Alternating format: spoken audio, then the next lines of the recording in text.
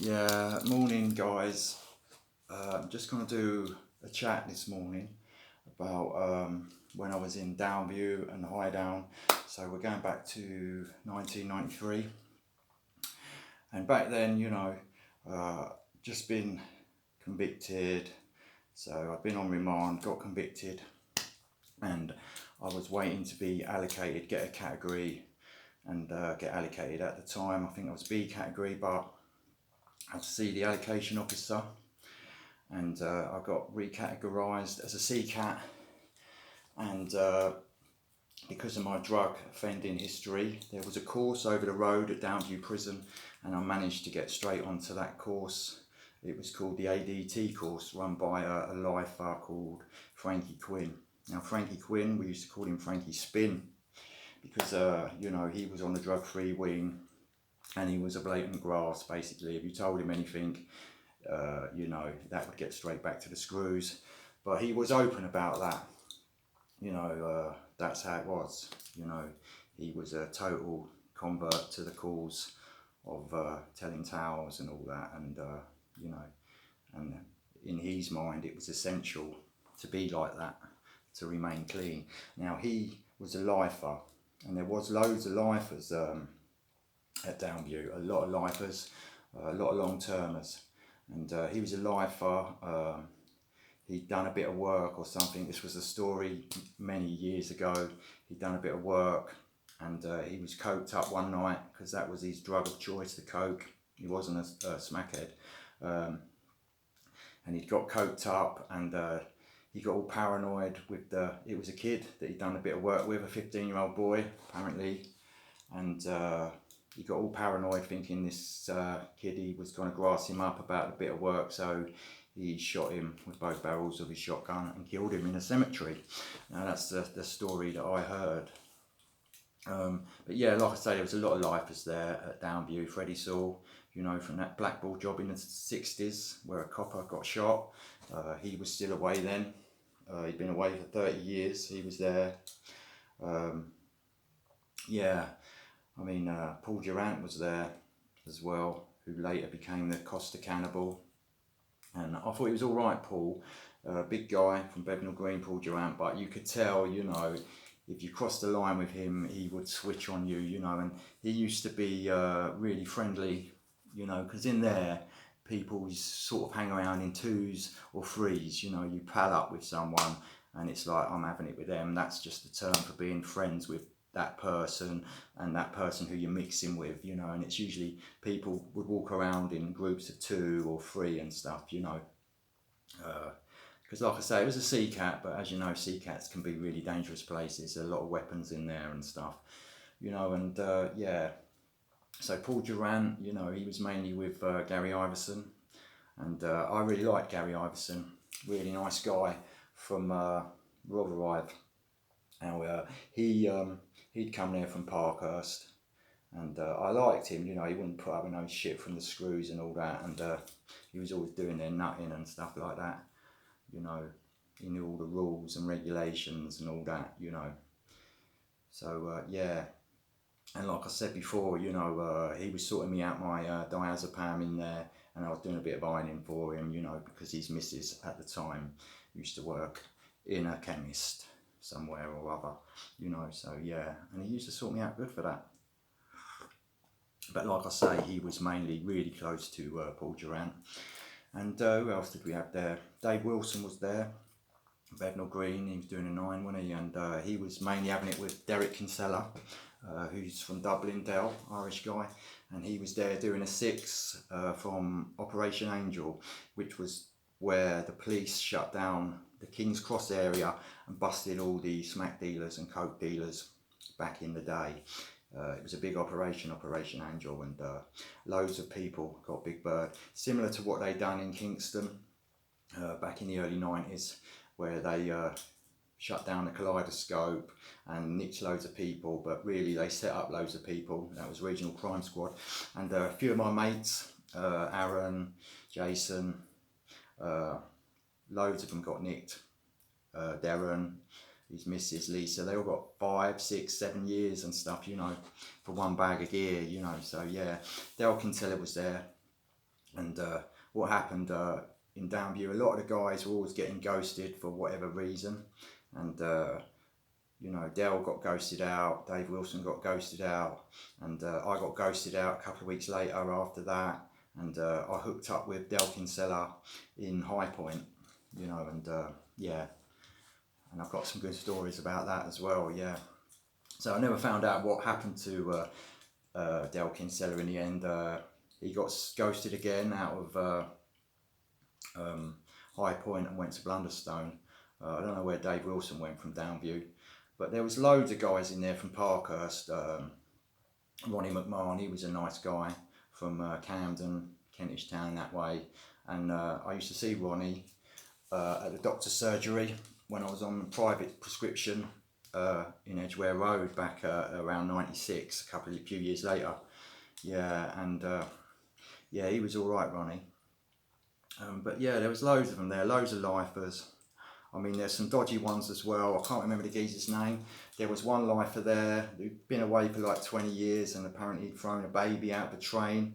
So yeah, but it was all carrot and stick there, you know. If you attacked them, you know, and you got caught, you were going, you know, and the carrot was days out and all that sort of stuff. But to get days out and town visits in Downview, you had to be given clean samples, because they had like a machine there to analyse your urine. It was the first one in the country, and they used to do the analysis for other prisons as well.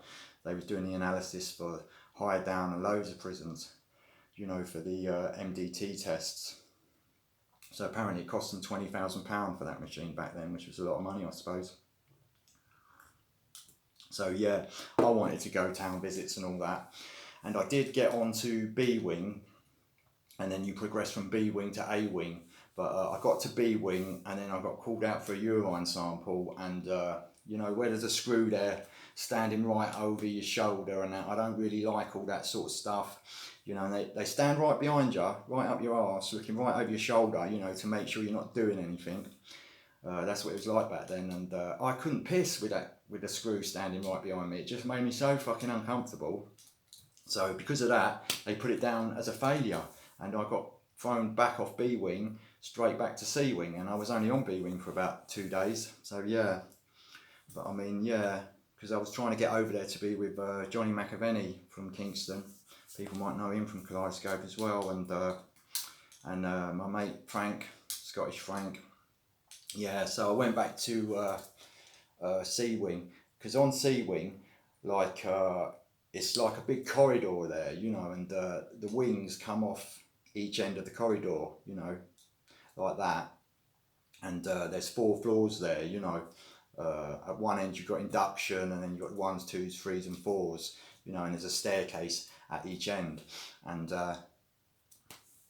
on the top, on the 4s, was a drug-free wing, not the whole of the 4s. I think it was just one end at the end where induction was, and that's where Frankie Quinn and the drug-free guys were there, you know. But let's have it right, a lot of the drug-free people weren't actually drug-free.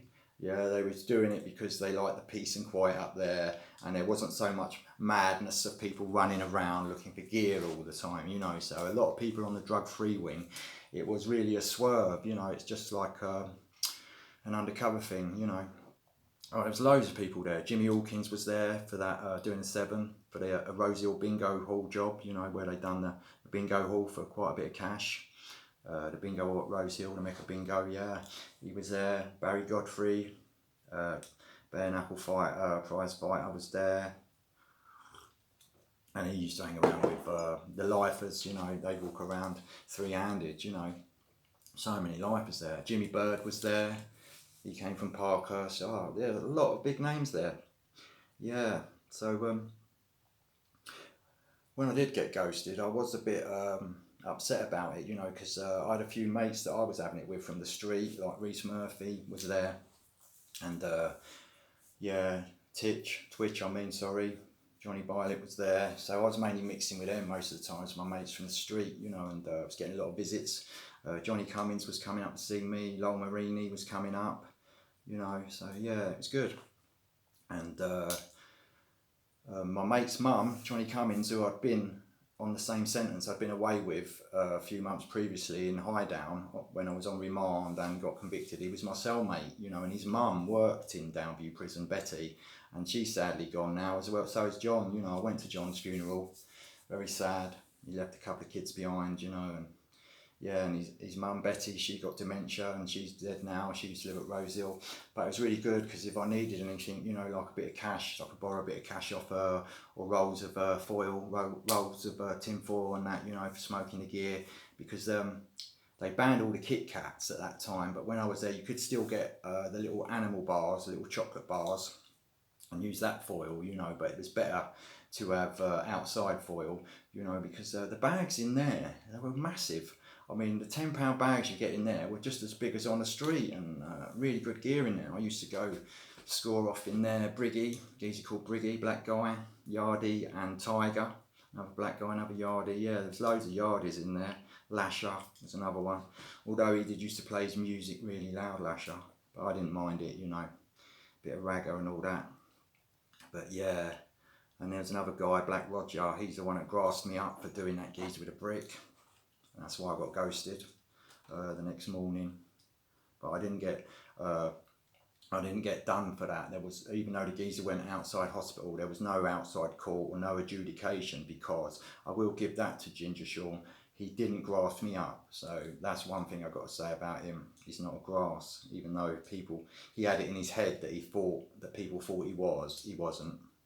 You know, Adam Locke, he was there, Paul Locke, his brother. So yeah, you know, of course, people from that manor, you know, Sutton, Carshalton and Mitcham, they're going to want to get to that prison, or anyone from London really is going to want to get to that prison because it's local, you know, it's a London jail. A lot of guys from Islington were there as well. Paul Mayer was there, Billy Beggs was there. Yeah, loads of them. Yeah. So how I got allocated there, let's go back a few months. I was in Highdown on a spur with the ACATs were there, and at the time Highdown did have an ACAT status, but they lost it because of an incident there. But we can go into that another time, you know, where they tried to move a prisoner and there was a security incident, and the prisoner died sadly, and yeah, they lost their A category status. But at the time when I was in there, they did have A category status, and they used to have I was on that spur, John McQuaid was there, and Tony Pendry, yeah, Dean McKilliguddy, it was all there, mate, yeah.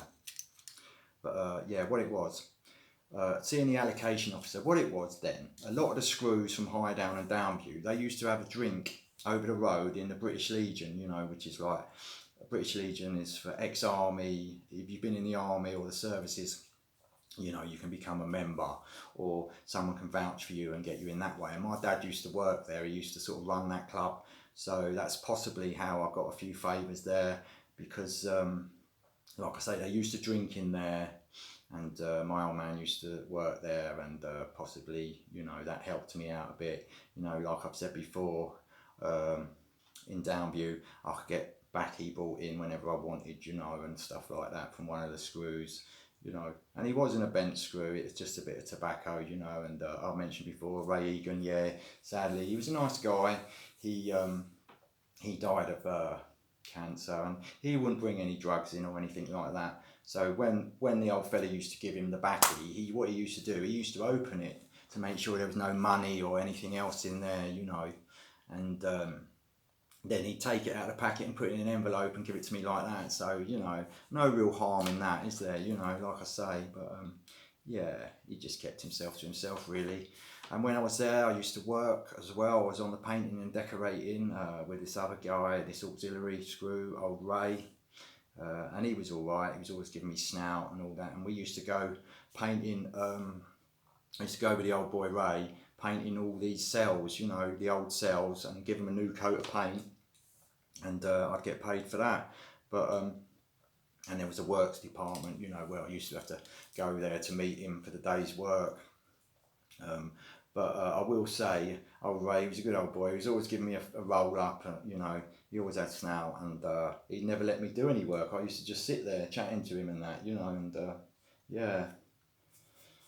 So yeah, so alright, that's 15 minutes. Yeah, so it's just a little chat really this morning, guys. I'm in quite a good mood because I'm up in London this week, and possibly I'll do some videos up there, going to see my family and stuff like that. But yeah, so yeah, that's it, guys, and I'll speak to you all soon. Have a good one.